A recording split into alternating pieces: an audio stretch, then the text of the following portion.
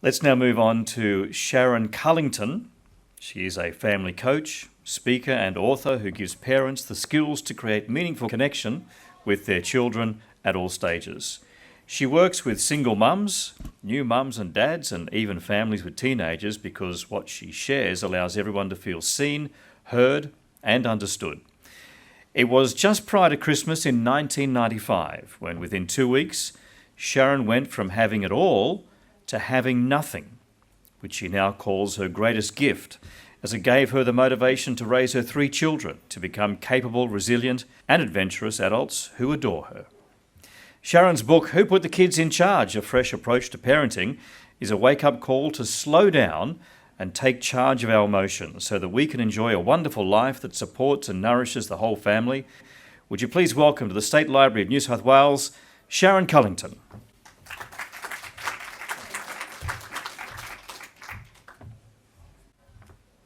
Hi everyone, I'm delighted to be here to talk about my favourite topic today, which is of course parenting.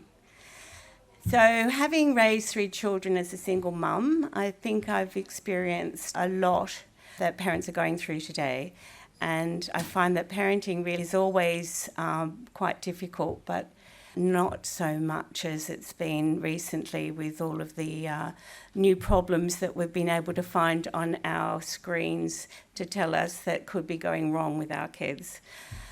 What I'm finding is that there's so much information that it just gets confusing, and it is then obviously very hard to commit to any one parenting style. And while you're trying this and trying that and trying something else, you're actually confusing your children rather than helping them to understand what they need to learn from you. So we were just outside talking about screens and families, and funnily enough, one of the ladies there has seen exactly the same vision that I've seen, which is really quite shocking. And I've just moved up to the Central Coast to Pearl Beach. I started there with my daughter's puppy, my furry grandson. She went away for 6 weeks, so I really got to enjoy the coast so much that I just decided I was going to stay there. It's just beautiful. It's like stepping into 1950, to tell the truth.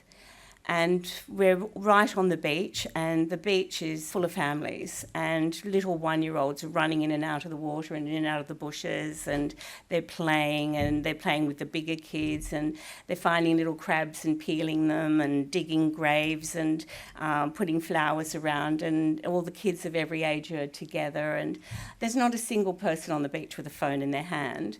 And there's a fabulous cafe called The Box, and on the pathway along the box there's about 20 seats where everybody can sit and look at the water. Not a single person there has a phone in their hand either. And they're people that, sit there every day, but they're just present and being in the moment. My daughter lives on the Esplanade, and her lounge room window looks straight over in balcony, so I was spending a lot of time there. And there's dogs and there's birds, there's flocks of cockatoos and kookaburras, and but the cutest thing in the world is the ducks. You know, there's beautiful ones with a neck band and gorgeous colours, and there's always a mum and a dad, and now all the little babies that we've got spring here, which is gorgeous. And they go in and out of the yards, and they jump in people's pools, and they kind of own the promenade, and it's like living in a fairy book. So this particular day, I saw a really beautifully dressed mum in her sports gear, and she just looked very stylish with a very expensive black pram, and she was pushing her baby up and down. I looked down to see the baby, but along the band of the pram was an iPhone holder, and the baby was just doing this, and she was hardly able to sit up. She was sort of wobbling around and doing this. And I looked up at the mum, and the baby's facing out, of course, and the mum's doing it with her thumb and pushing the pram and feeling very proud and great. I'm thinking, but what about the ducks? And there's the beach, and there's puppies everywhere, and this poor child is missing out on all of this nature, which, we're so concerned now about all the psychology and all the ways we could be damaging our children with a no. But who's talking about getting kids out in nature and enjoying this reset that you get when you're under a canopy, or when you're walking with your feet in the water, or when you're patting a puppy. These are all things that help us to reset and get our balance back for the mums as well as the children. My book, Who Put the Kids in Charge, is very much about waking up to seeing what's really going on, because it's almost like we're on auto mode or daydreaming and just sort of doing what everybody else is doing. But if we really thought about things carefully, we'd start to realise that children are naughtier than they've ever been before. And when a child gets a no and they have a tantrum over it, oh, it's okay, they're just feeling their feelings. And when we have a teenager, so I was just listening to somebody's podcast last night, and she was saying, when your teenage son comes home and walks into the house and you start having a conversation with him and he just says, "Shut up, Mum, I don't want to hear it," and walks into his room, just understand that he's going through a trauma response. And that's okay, because he needs to feel his feelings too. But I suggest that if a child is doing that to their mother, who's cooking for them, cleaning for them, providing a home for them and loving them, who else are they doing it to? And if they're doing it to other people, he might get a shut up back or even a punch in the face one day, and whose fault would that be? If nobody's taught him that that is unacceptable, and especially to the people you love.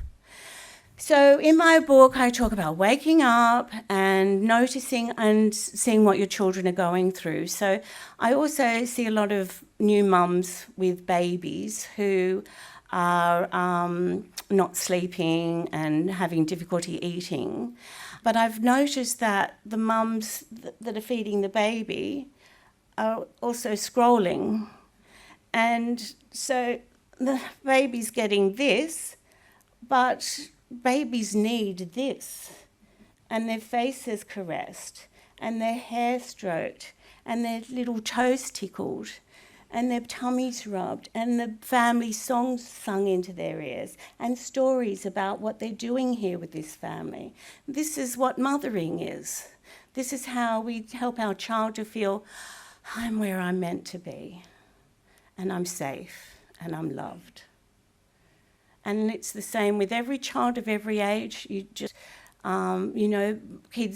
Toddlers used to be able to get up on the bench at 10 months of age and help put things in the pot and help cooking for you. And oh, aren't you clever? This is great. And you dropped one, pick it up.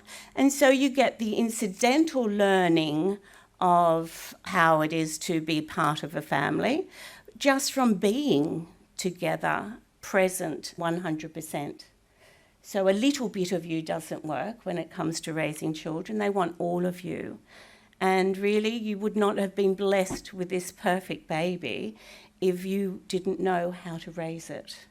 And you do, but you won't find it here. You'll find it in the women that came before you, the women in your family that raised you, and the women that raised your mother are all there coming down in generations as mother's intuition. And we all have it. But we need to use it. It's a muscle. If we don't use it, it goes. And if we stop listening to our mothers, because, Mum, we don't do it like that anymore, which I've heard from my daughter with 3 children, who, by the way, has not read my book, but I know she's bought it for all her friends. And she's also telling them how to raise children the way I've raised her. So it's funny, but that's how it is. So as mothers and grandmothers, we need to stand up and we need to say, wait a minute, I've raised you and your 3 sisters and your 2 brothers, and I know how to raise children. So you may not do it this way, but I'm the grandmother, and I want to be the grandmother for my child that receives all the love and the affection and the playfulness and perhaps a little sweetie now and then, which won't kill them. And I don't want to be micromanaged by you, because I know what I'm doing. And do hands up here, anyone who remembers the time with their grandparents as the most loving time in their childhood. Of course, it was beautiful. And so we cannot rob the grandparents of that, and we cannot rob our children of nature and our undivided, committed attention, and the people that love them more than anyone in the world, which are the people that raised us. They may not have been perfect, but you might have to realise that now they're 20 or 30 years older than they were when they raised you, and they've learnt a lot. And you've got to respect that, because if you don't respect the elders in your family, how will your children ever respect you? And if we don't have respect in our family, what do we have? People just living together on devices in their own room telling each other to shut up. I don't think that's a way to live. And we have to find a way to be able to create community around us. We have to find neighbours that we love and trust, and aunts and uncles that are interested in coming and spending some time with us and our children, because the world's not getting any easier. We can't do it on our own. We need to be able to rely 100% on the little community and the team that we've brought up, that we love and we trust, and that we know we can leave our children with them and they'll be safe. And we can go away and take some time off. You know, Mum's doing this on average now is 6 hours a day. That 6 hours we're not doing this, or not teaching and saying, come on, let's do things together. Now that in itself is a crime. How is that happening? How are we letting that happen? We need to stand up and do something about it and make a movement here. So I'm doing a grandmother's Zoom call where you can all whinge and complain and tell me what's going on, and together we'll start something where we're going to say we're not putting up with that anymore.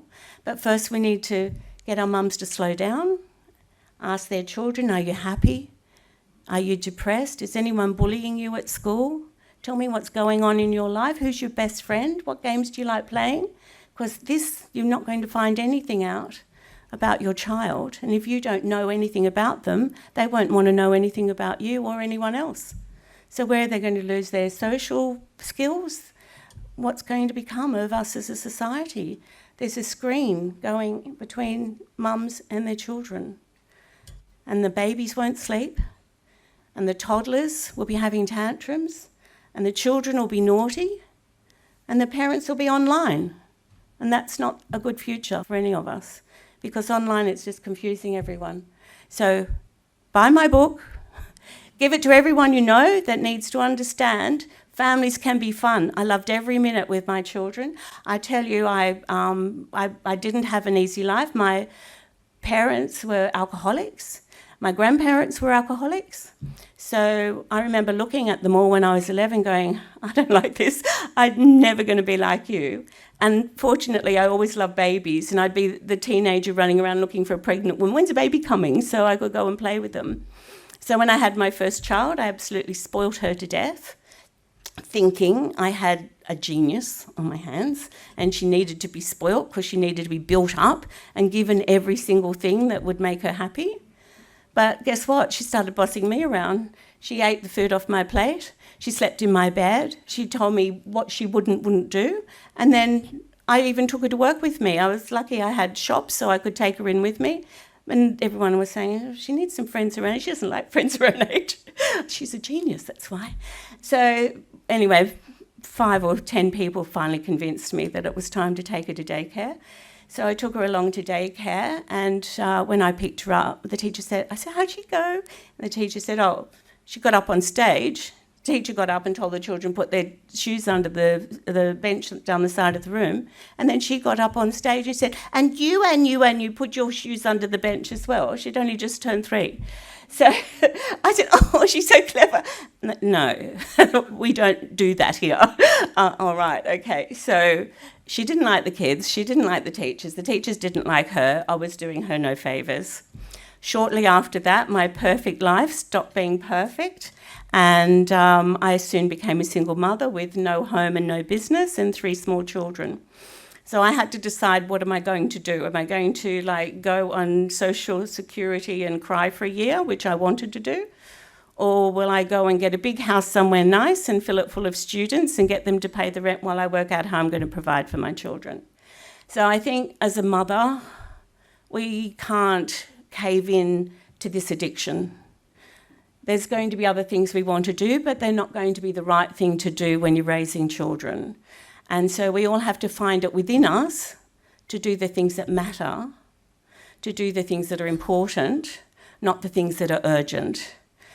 So I remember I was running down the school drive with Vanessa. She's now in primary school, and I've got a baby boy under my arm, and I'm running down, and the bell's about to go off. But at the bottom of the drive was the mum looking up at me. "Hello, Sharon. How are you? Busy?" And then I took Vanessa into the classroom, and then I came, and she's still waiting for me at the bottom of the driveway.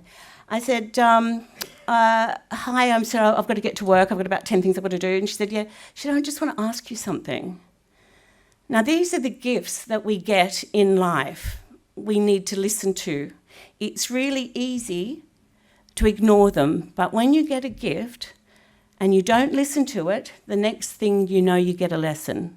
So I didn't listen to this gift of, "Sharon, do you ever stop to smell the roses?" I went, "What are you talking about?" She said, "Ponder." I didn't even answer. I just grabbed my baby and ran up the driveway. I thought, she's mad. Who's got time for pondering? Anyway, if I'd have listened to that, I would have stopped and I would have slowed down and I would have seen what was going on.